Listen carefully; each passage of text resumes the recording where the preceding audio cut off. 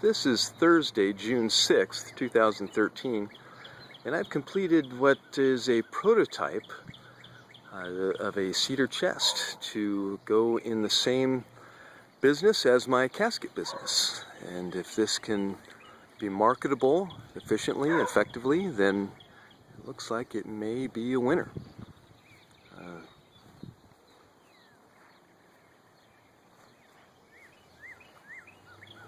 This is the back side. I've routed it for the hinge, but I have not put the hinge in yet.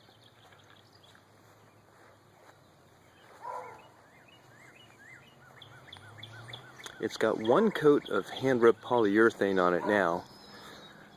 And that is so that I can see the flaws left over from sanding. There is one introduced flaw in this.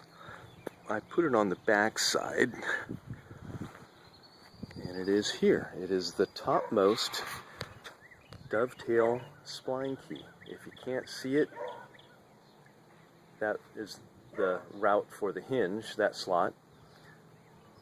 But right here, on the far right of this, is a flaw. And if you can tell, there's a little bit of putty on the far right. That's it. Everything else is tight as a box. Of course, wood naturally has little minor protuberances.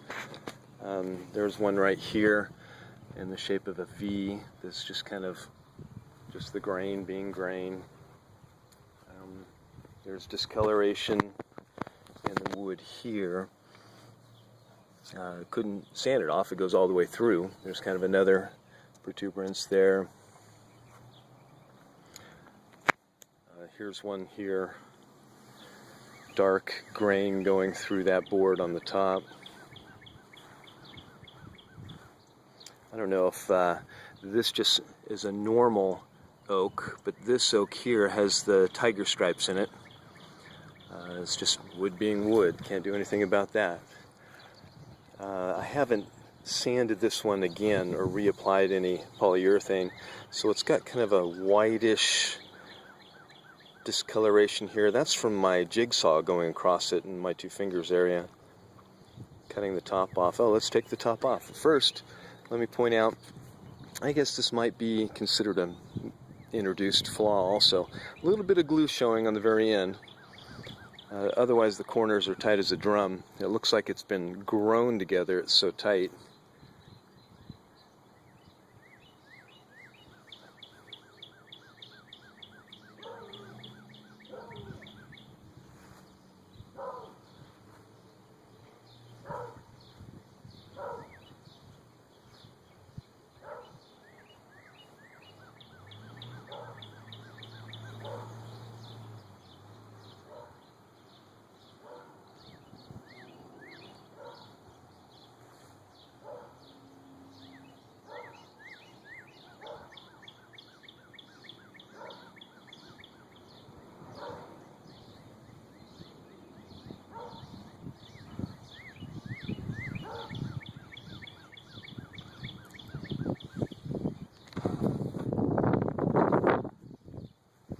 Here's the inside.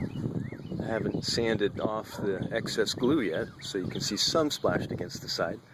I put in a special feature in this one that I've never done in my caskets, so I like to say that I always under-promise and over-deliver.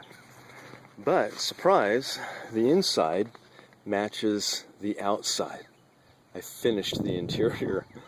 I'm so proud of that. Looking at some of the fitting of the joints here, you can see it's just spot on. Zero gaps, zero glue gaps. Just perfect. These little things I sand off in a minute.